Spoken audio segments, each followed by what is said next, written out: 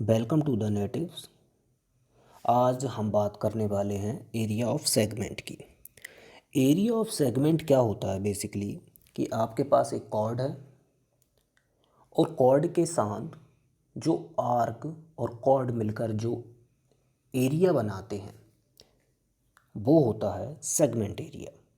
यहाँ पे देखा जाए ए बी एक कॉर्ड है जिसके एंड पॉइंट ए और बी हैं। तो ए और बी जो कॉर्ड है वो और ये ए बी आर्क, ये कॉर्ड ए बी और आर्क ये दोनों मिलकर एक एरिया क्रिएट करेंगे और उस एरिया को हम बोलते हैं सेगमेंट। तो अब इस एरिया को निकाला कैसे जाए? इसको हम ऐसे निकाल सकते हैं कि अगर हम एक सर्कल लें, उसका एक सेंटर है ओ, वहाँ से और ये जो रही ये है कॉर्ड आपकी ए बी। अगर हम ओ से ए को ज्वाइन करें तो ये क्या होगा? सेंटर टू सर्कुलर आर्क की जो डिस्टेंस रहती है वो रहती है रेडियस ऑफ द सर्कल, तो ये हो जाएगी आपकी आर। एंड ओ से बी जो है वो भी आपकी रेडियस है। ओके, तो आपको निकालना है कॉर्ड ए बी और आर्क ए बी के बीच वाला एरिया। अगर हम सबसे पहले ओ से ए और ए से आर्क ए बी और बी से ओ रेडियस, ये वाला एरिया हम निकाल लें जिसे हम बोलते हैं सेक्टर। इस एरिया को अगर हम निकाल लें और फिर हम इसमें से माइनस कर दें ओ से ए से बी और बी से ओ ट्रायंगल के एरिया को। अगर हम ओ से ए से बी से ओ जो हमारा सेक्टर है उसमें से अगर हम ओ ए बी ट्रायंगल का एरिया माइनस कर दें तो हमारे पास बचेगा ये वाला एरिया मिल जाएगा हमको। यही तो हमें चाहिए। तो सेगमेंट निकालने के लिए सबसे अच्छा तरीका यही है कि आप पहले सेक्टर का एरिया निकालें और सेक्टर में से आप ट्रायंगल का एरिया माइनस कर दें तो आपको आपका सेगमेंट का एरिया मिल जाएगा। किस तरीके से? कुछ इस तरीके से कि आपके पास पहले देखेंगे आप कि आपके पास एक सर्कल है और वहाँ पे आर जो आपका कॉर्ड है ए बी, कॉर्ड के नीचे जो रीजन क्षेत्र है, जो एरिया है, उसको आपको निकालना है। तो आपको एरिया ऑफ सेगमेंट ये वाला चाहिए। तो आप क्या करेंगे, ओ ए बी एक एरिया ऑफ सेक्टर बनाएंगे और उसमें से जो ऊपर वाला है O A B area of triangle को माइनस कर देंगे तो आपको ओ ए बी रीजन जो है वो आपको जो सेगमेंट एरिया है वो मिल जाएगा। तो आगे देखते हैं कि इन्हें निकाला कैसे जाए। सबसे पहली बात ये जो होती है, जो सेक्टर रहता है वो सर्कल का ही पार्ट रहता है, सर्कल का ही पार्ट रहता है। तो यहाँ पे ये जो है सर्कल है, इसका सेंटर है ओ। अब हमने क्या किया, ओ सेंटर को हमने वर्टेक्स मान के इसके दो लेग ड्रॉ किए, ओ ए एंड ओ बी। ये दो लेग ड्रॉ किए जिसमें ओ वर्टेक्स है। तो O A and O B is a radii of a circle. तब इन दो लेग के बीच में कुछ एंगल बनेगा। Let suppose this angle is theta degree. तो अब हमें निकालना है इस O A B O sector का एरिया निकालना है हमें एरिया ऑफ हमें निकालना है area of sector O A B O. अब इसको निकालना है तो ये क्या होगा, क्योंकि ये जो सेक्टर है O A B O, it's a part of a circle. अब ये कितना पार्ट है ये तो देखना पड़ेगा। ये कैसे आएगा, ये आएगा थीटा से।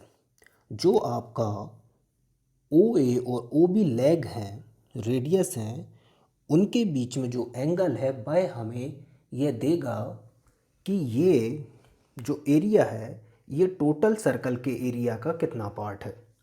इसका निकालने का सीधा तरीका ये है थीटा अपॉन 360 डिग्री, क्योंकि जो सर्कल है वो वन कंप्लीट रोटेशन में 360 डिग्री का एंगल बनाता है। तो इतना एंगल कितना हुआ, वही बात होती है कि आप जैसे पिज्ज़ा की दुकान पर जाते हैं और उससे बोलते हैं कि 4 पीस कर दें। 4 पीस कर दें मतलब उसने 90 डिग्री के 4 पीस क्रिएट कर दिए। वो क्या है, पिज्ज़ा स्लाइस सेक्टर है। अब जो पिज्ज़ा स्लाइस हैं आपको 90 डिग्री के मिल गए तो वो क्या हुआ, 1/4 पार्ट हुआ। सेम यहाँ से कैसे निकला वो 1/4 पार्ट, वो निकला 1/4 पार्ट आपने 90 डिग्री ऊपर लिया, नीचे 360 डिग्री, तो ये कितना हुआ 94 जा, ये 1 टाइम तो 1/4 ही हुआ। तो ये जो आपका, रुको, तो आपका जो एरिया था वो कैसे निकलेगा कि ये कितना एरिया है, तो ऊपर जितना आपके लेग जो हैं जितना एंगल क्रिएट कर रहे हैं डिवाइड करेंगे 360 डिग्री से और मल्टीप्लाई कर देंगे area of circle which is pi r square. तो यहाँ पे एरिया ऑफ सेक्टर आ जाएगा theta upon 360 degree into pi r square. ये फॉर्मूला आप अप्लाई कर देंगे। अब हमें निकालना है कि हमारे पास वो सर्कल है और अब हमने क्या किया, जो सर्कल था जिसकी सेंटर ओ था और ओ ए लेग था जिसको बोलेंगे हम radius, O A radius and O B also a radius. तो हमने क्या किया, O A B O sector area निकाल लिया। अब हमें माइनस करना है उसमें से इस ट्रायंगल एरिया को, O A B O A B जो ट्रायंगल है इसके एरिया को हमें माइनस करना है। तो सबसे पहले देखा जाए कि ट्रायंगल का एरिया क्या होता है। एरिया ऑफ ट्रायंगल होता है, एरिया ऑफ ट्रायंगल क्या होता है, एरिया ऑफ ट्राइंगल क्या होता है, एरिया ऑफ ट्राइंगल होता है 1/2 base into height, base into height. तो आपके पास ए बी कॉर्ड लेंथ जो है वह बेस है, लेकिन आपको क्या निकालना है, हाइट निकालना है। हाइट क्या होगी इसकी, ओ से परपेंडिकुलर डालेंगे आप कॉर्ड पे, ओ से परपेंडिकुलर डाला आपने कॉर्ड ए बी पर, ओ एम परपेंडिकुलर है। तो आपने सबसे पहले क्या किया कि ओ एम जो है परपेंडिकुलर अप्लाई किया कॉर्ड ए बी पर, भाई तभी ना आप हाइट निकालेंगे। हाइट क्या रहती है, परपेंडिकुलर टू द बेस। तो आपको जो हाइट है वो निकालनी है ओ एम। अब बेसिक फिनोमेना ये है देखने वाली बात कि थ्योरम ये बोलती है कि जैसे ही आप सेंटर से परपेंडिकुलर डालते हैं कॉर्ड पर, तो कॉर्ड जो है बाइसेक्ट हो जाती है 2 इक्वल पार्ट में। मतलब इसका मतलब ये होगा कि आपकी जो ए से एम जितनी डिस्टेंस होगी उतनी ही डिस्टेंस होगी बी से एम, ए से एम जितनी डिस्टेंस होगी उतनी ही डिस्टेंस होगी बी से एम, क्योंकि आपने जैसे ही सेंटर से परपेंडिकुलर अप्लाई किया कॉर्ड पे तो कॉर्ड 2 इक्वल पार्ट में डिवाइड हो गई। तो ये दोनों ए से एम और बी एम इक्वल होंगे। तो अब हमें क्या निकालना है, हाइट निकालना है। हाइट क्या है, ओ एम। ओ एम जो है वो क्या है, हाइट है। तो हाइट हमें निकालना है, तो हाइट कैसे निकाल सकते हैं, by Pythagoras theorem. By Pythagoras theorem, suppose chord length is L, here to here chord length is L. Now what is the height, height is OM. तो according to Pythagoras theorem, hypotenuse का square equal to base का square plus perpendicular का square, यही होती है Pythagoras theorem. तो आपका जो है हाइपोटेनियस क्या है, हाइपोटेनियस जो है आपका वो है, हाइपोटेनियस जो है आपका वो क्या है आपका ओ बी। तो रखेंगे ओ बी का स्क्वायर प्लस बेस क्या है आपका, बेस है बी एम, बी एम का स्क्वायर। अब पाइथागोरस कब लगती है, जब 90 डिग्री अप्लाई होता, तो यहाँ पे परपेंडिकुलर डाला तो 90 डिग्री होगा। तो बेस जो है बी एम का स्क्वायर और परपेंडिकुलर क्या है ओ एम, ओ एम का स्क्वायर। तो जो ओ बी है वो क्या है, radius, that means r square. And B M क्या है, हाफ ऑफ द कॉर्ड। तो वो क्या हो जाएगी, एल बाय 2 का square. And O M is a height, तो ये हो जाएगी एच स्क्वायर। अब हमें निकालना है, हाइट निकालना है सर। तो हाइट निकालना है, तो हाइट क्या हो जाएगी, आर स्क्वायर। इसमें से माइनस कर दें आप, ट्रांसफ़र करें एल अपॉन 2 के होल स्क्वायर को, तो यहाँ आएगा L, L square upon 4 equal to H square, वहीं पे रहेगा। तो यहाँ पे एच की वैल्यू जो आ जाएगी, एच की वैल्यू आ जाएगी, एच इक्वल टू आ जाएगा आपका under root are square minus L square upon 4। ये आपकी आ गई हाइट।